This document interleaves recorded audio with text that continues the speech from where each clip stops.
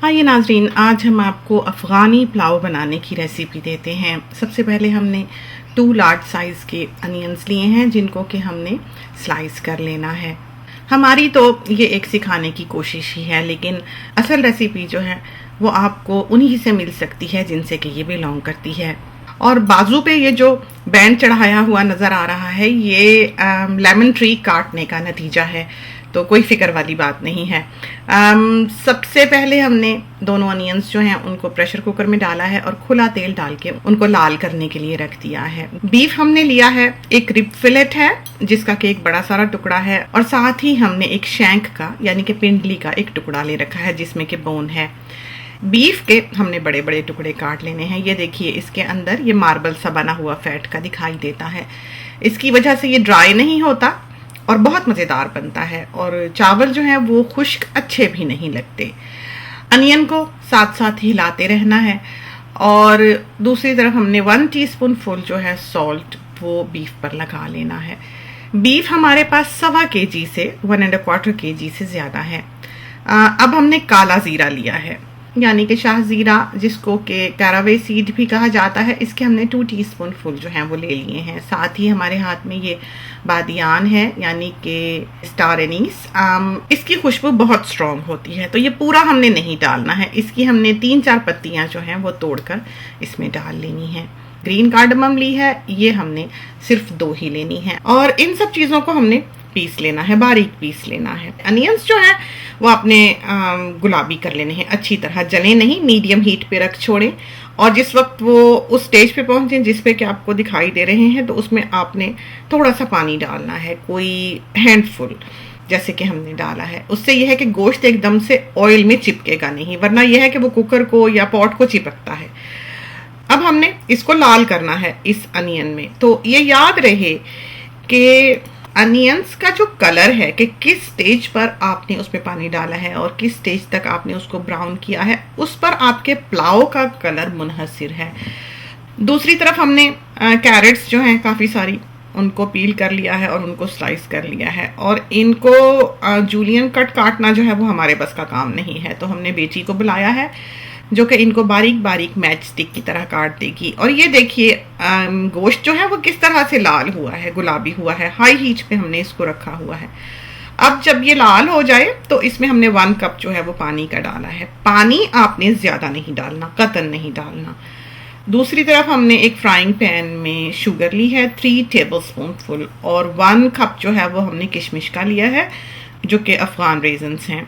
और ये देखिए, ये कैरामलाइज्ड हो गई है शुगर। इसको हमने ऐसे ही चूल्हे पे बस रख छोड़ा है, लाल हो गई है, हिलाते रहे हैं। इसमें अब हमने थोड़ा सा पानी डाल के इसको घोल लेना है, वरना ये है कि ये जम जाएगी। और इसमें हमने फिर थोड़ा सा कुकिंग ऑयल डाला है और इसको हमने अब मिला लेना है, सिरप सा ऑयली सा तैयार हो जाए। अब हमने इसको दूसरे पैन में वॉक से में शिफ्ट किया है, और उसमें अब हमने इन कैरेट्स को तल लेना है अच्छी तरह से। इनका कलर चेंज होगा, और ये जो शुगर आपको थोड़ी सी जमी हुई दिखाई देती है, ये खुद ही हीट से जो है वो मेल्ट हो जाएगी, क्योंकि इतनी हार्ड नहीं है ये। अब हमने इसमें किशमिश जो है 1 कप वो डाल देनी है। ये बल्कि 4 कप्स हमने राइस बनाए हैं, तो ये चीज़ें 4 कप्स के हिसाब से कम हैं, तो किशमिश इतनी ही थी, हमने इतनी ही डाल ली। आप ज़रा ज़्यादा डाल लें। अब हमने इसको डबल किया हुआ एल्युमिनियम फॉइल है जिस पर निकाल लिया है, और इसकी हमने एक डिबिया सी बना लेनी है साइडों से इस तरह पर फोल्ड करते हुए कि भाप जो है वो इसके अंदर ही रहे। अब प्रेशर कुकर जो है उसको हम खोलते हैं, और इसमें अब हमने करीबन कोई 1/2 टीस्पून जो है वो पिसे हुए मसाले का जो हमने तैयार किया था वो डाला है, और इसको अब थोड़ा सा पका लेना है। अफगानी लोग जो हैं वो इसको ज़्यादा पानी में बनाते हैं। हमने तो इसका पानी और भी सुखाया है, गाढ़ा किया है, वो इसलिए कि हम चाहते हैं कि मीट बिल्कुल धुला हुआ ना इसमें से पानी में से निकाला जाए, गोश्त भी अपना जायका बरकरार रखे। अगर आप गोश्त में ज़्यादा पानी डालकर उबालेंगे और उबला हुआ गोश्त यूँ निकालेंगे तो उसमें फिर स्वाद नहीं होगा, जायका नहीं होगा। तो बेहतर है कि गाढ़ा करके पानी, यखनी जो है जितनी भी इसके अंदर है, उस वक्त फिर आप इसका गोश्त निकाल के इस तरह से उसका सील्ड एक पैकेट से तैयार कर लें। पाकिस्तानी पुलाव में तो हम बाद में गोश्त को भून लेते हैं यखनी में से निकाल के, और उसकी भी यखनी थोड़ी सी ही बचती है, बाद में उसमें पानी डाला जाता है, तो शायद उस तरह के चावलों की आदत है, दिल तसल्ली पकड़ता है और बेहतर तौर पे हमें लगा कि यूं तैयार किया जा सकता है, तो हमने ऐसे ही किया। हाँ, शैंक की जो बोन थी और मीट था वो हमने इसमें रहने दिया है। तो 4 कप हमने चावल लिए हैं, 4 कप्स राइस, तो उसकी वजह से 1 कप पानी ऑलरेडी यखनी का मौजूद है और 4 कप हमने ऊपर डाले हैं, यानी कि 5 कप्स ऑफ वाटर हमने इसमें टोटल रखना है यखनी का। और 1.5 टीस्पून सॉल्ट हमने इसमें और डाला है। जिन्होंने पॉट में ही बनाना है वो इस स्टेज पर चावल इसमें डाल लें। और अंदाजन बताई देती हूँ कि चावलों से ऊपर करीबन 1 इंच यखनी का बचे जिस वक्त आप चावल डालें, पानी का ये हिसाब रखा करते हैं। अब हमने इसमें 4 कप्स राइस जो हैं बासमती चावल, वो भीगे हुए इसमें डाल देने हैं। कोई 20-25 मिनट्स हमने भिगोए होंगे। और बाकी का ये जो मसाला है ये हमने इस वक्त यखनी के ऊपर डाल देना है। और इसको अब हमने राइस कुकर को कुक पे डाल दिया है। कुछ देर बाद जब इसमें से भाप निकलनी कम हो जाए राइस कुकर में से, तो आप इसे खोल कर देख लें। और अब आपने इसको हिला लेना है, क्योंकि अब ये दम पर जाने के लिए बिल्कुल तैयार हैं।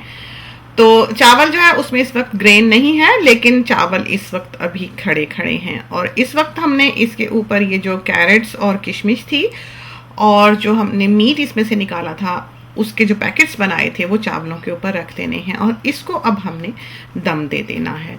कोई 20-25 मिनट्स जो है इसको यूं ही रखा रहने दें। चावल चेक कर लें, बिल्कुल तैयार होंगे। अब ये पैकेट्स जो हैं ये हमने राइस कुकर में से निकाले हैं और यूं हमारा काबुली पुलाव या अफ़गानी पुलाव जो है ये बिल्कुल तैयार है। तो इसको एज़ यूजुअल हम प्लेट से निकालते हैं, क्योंकि स्पून से हमें लगता है कि चावल जो हैं वो टूट जाया करते हैं। हिलाने लगे भी हमने देखा है सारी ज़िंदगी अम्मी को कि वो एक साइड से ही स्पून डालती हैं। और जब किसी को वो देखें कि स्पून जो है उसने बीच में से चावलों के डाला है तो कहती हैं कि इसको सलीका नहीं है।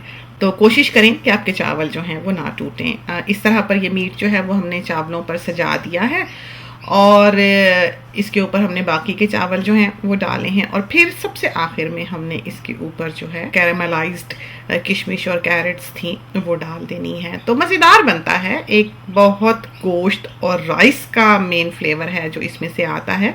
तो ट्राई कीजिए, खुदा करे कि ये रेसिपी जो है ये आपको पसंद आए और आपकी बहुत अच्छी तैयार हो। जाते जाते एक बात का जिक्र और करते चलें कि हमारा फेसबुक पेज भी है जहाँ पर बहुत सी अच्छी रेसिपीज़ और टिप्स वगैरह आपकी नज़र से गुजरेंगी। आप चाहें तो आप उससे भी देख सकते हैं। यूट्यूब पे हमें सवालात के जवाबात देने का टाइम नहीं मिलता है, लेकिन फेसबुक पर आप हमसे कुकिंग के बारे अपने सवाल कर सकते हैं। इसके साथ ही हमें इजाज़त दीजिए। अल्लाह हाफिज़।